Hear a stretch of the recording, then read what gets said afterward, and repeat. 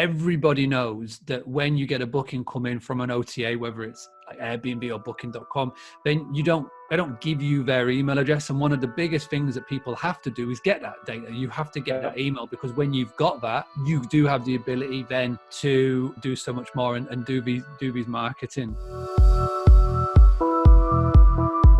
Today, we're going to talk about how to get bookings in the future.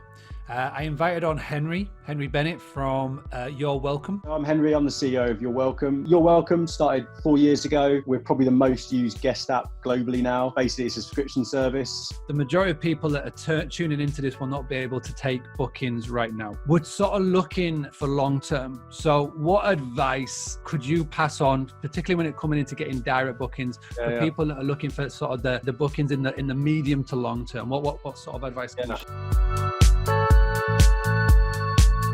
So if you generate £1 or dollar in service revenue, i.e. selling a late checkout or whatever it might be, that is equivalent to about $1.60 in occupancy revenue. Is there any software over the years that you've tried, or any ones that you recommend, or the ones that you've seen that your members use? Is there any ones out there that people can sort of get started on if they haven't got a particular email list or any tools or software out there? There's two things that I wanted to sort of add to this, is that, just very quickly to touch on the point before first, is that your brand equity with a guest is zero when they book through an OTA. Now, this is something that I've not had so far in season 8 of the podcast, the quick fire questions, but I wanted to bring it back and I wanted to give it a little bit of a coronavirus little twist and tweak to it. So number one, if you could be on lockdown or isolated with one celebrity, who would it be? If you could give one bit of advice to a hospitality owner watching this right now, especially when it comes to boosting their direct bookings, what would be that one bit? The biggest advice is